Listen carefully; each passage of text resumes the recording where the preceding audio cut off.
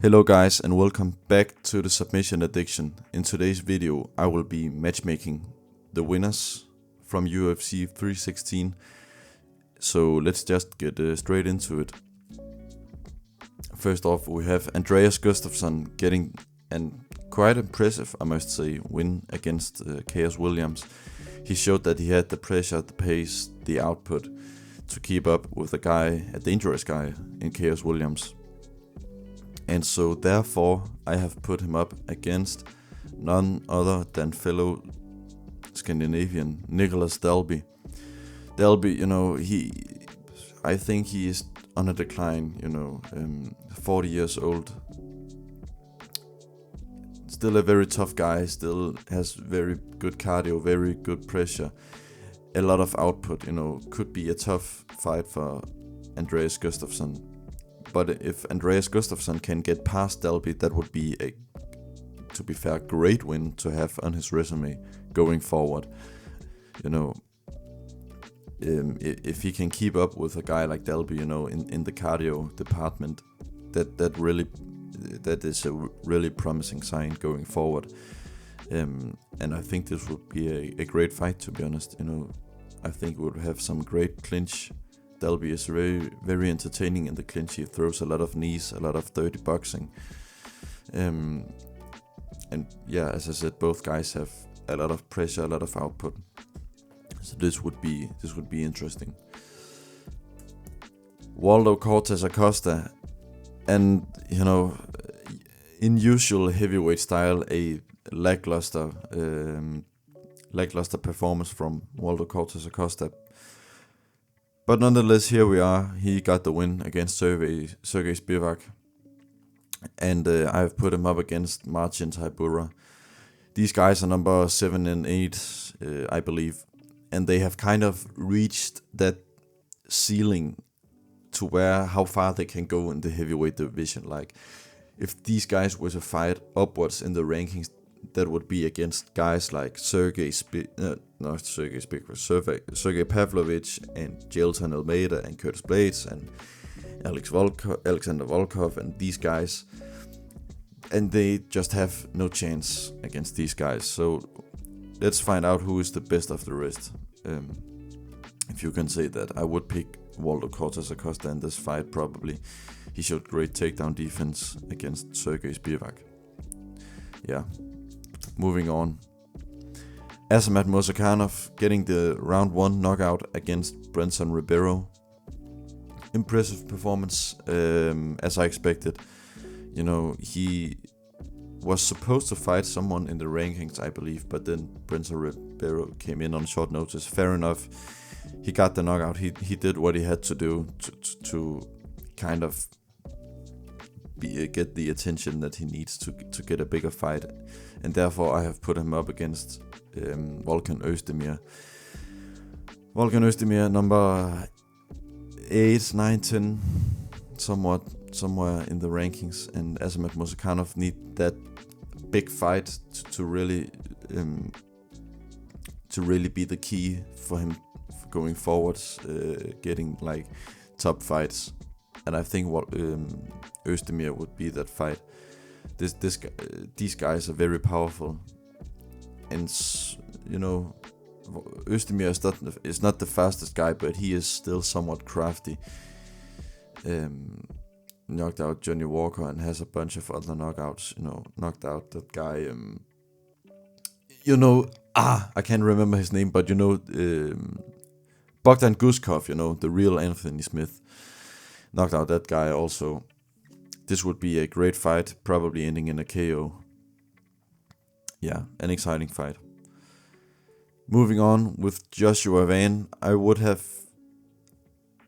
actually have put Joshua Van up against Brandon Moreno, not because I think that he necessarily deserves that, to be fair, but every other ranked guy in the flyweight division just have a fight booked besides Brandon Moreno.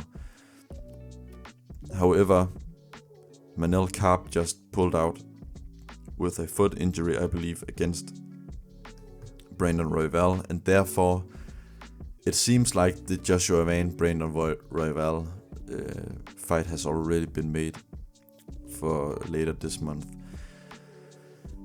Van is really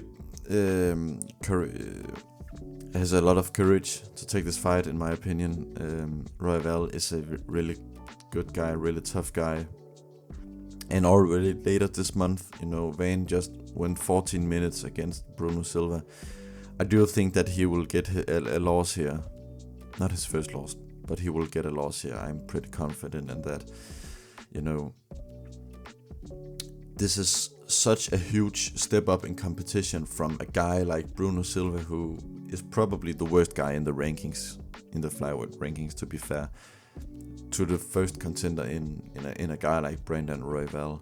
This will be a tough test. If Joshua Van manages to pull this off on like 3 weeks notice, just coming off 14 minutes of fighting, that would be one of the most impressive performances we have seen in a long time.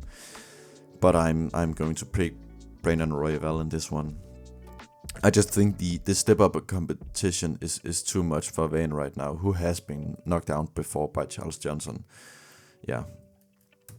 Moving on. Kevin Holland actually really impressed me this weekend. He got the submission win against Vicente Luque. Looked great on the feet, looked great in the grappling.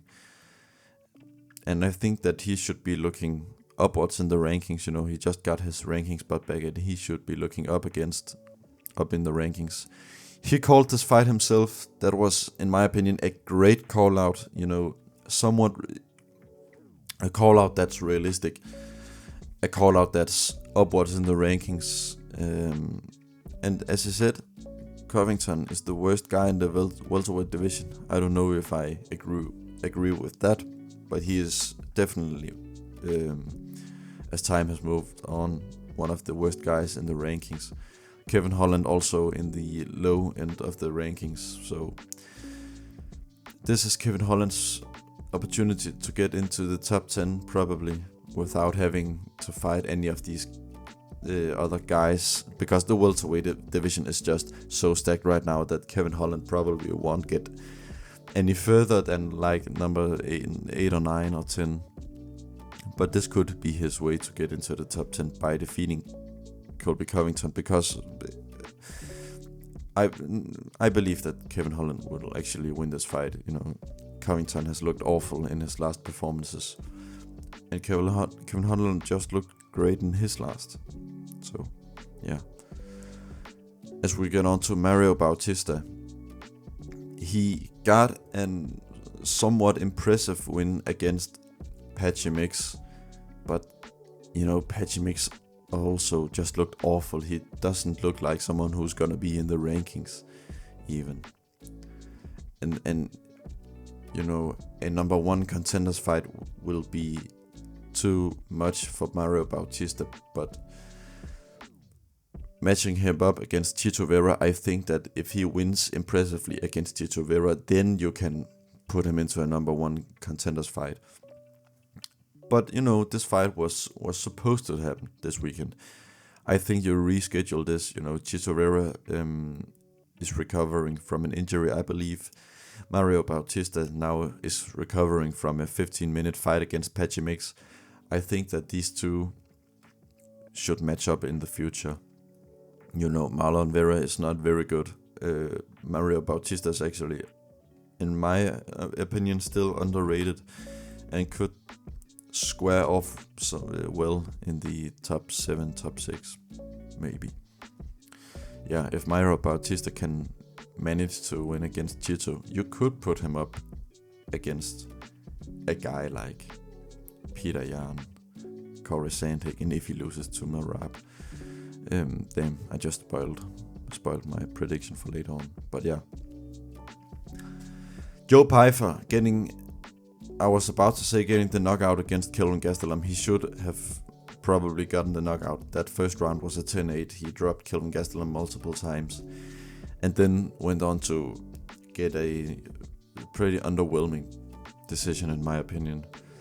I have put him up against Christian Leroy Duncan. These guys are not far off the rankings, but in my opinion, not quite ready to get into the rankings. You know, the guy in the rankings, seems like they are one step ahead. Joe Pyfer has insane power, but his tool bag are just not that deep, and we just saw then in his fight against Kelvin Gastelum. We also saw it in the Jack Hermansson fight, but he hasn't improved a lot since then, it looked like. Put these guys up against each other. The winner of this should get a ranked fight, absolutely, but I do believe that this fight just outside the rankings is the fight to make. Kayla Harrison, the now champ of the women's bantamweight division. And where does she go from here? You know, again, she called this fight herself. Amanda Nunes got up in the octagon. And of course, it's Amanda Nunes. Amanda Nunes is undoubtedly the greatest women's fighter ever. And you know, she's 37 now, maybe even 38 when this fight happens. But this is the fight to make. The women's bantamweight division is so shallow. You know, Pena and Pennington, the two former champs before Harrison. You know, Harrison would destroy those two girls. She already destroyed Pena. Very impressive performance. I don't know where to go from here besides Amanda Nunes. You know, this is by far the biggest fight you can make in women's MMA right now, and I see no reason not to do this fight. As we get on to the winner of the main event, Merab Dvalishvili, getting this submission, very impressive actually, against Sean O'Malley. I have already spoiled this, but you know, I have put him up against Corey Sandhagen. I think you could do Corey Sandhagen versus Peter Yan 2 as a number one contenders fight, but you know, Corey Sandhagen, he's been in the top 5 for so long in this division now. I believe he got it was a very competitive fight against TJ Dillashaw in that fight. You know, I know he lost to Umar, but then he went on to finish Davison Figueiredo.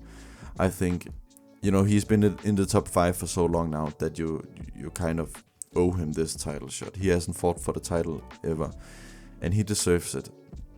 Do I think that he beats Merab? No, definitely not. But you know what? A guy like Corey is the type of guy to defeat Merab because he has such a great technical view on the fighting game. He has, you know, he sees these openings. He is training the specifics. He is, you know, he could be the guy to see an opening in Merab's game and snatch him up in a weird submission. So yeah, these are the fights to make after UFC 316. Let me know your thoughts and your matchmaking down in the comments below. If you like this video, remember to like it and subscribe to the Submission Addiction for much more MMA content. I'll see you guys. Bye.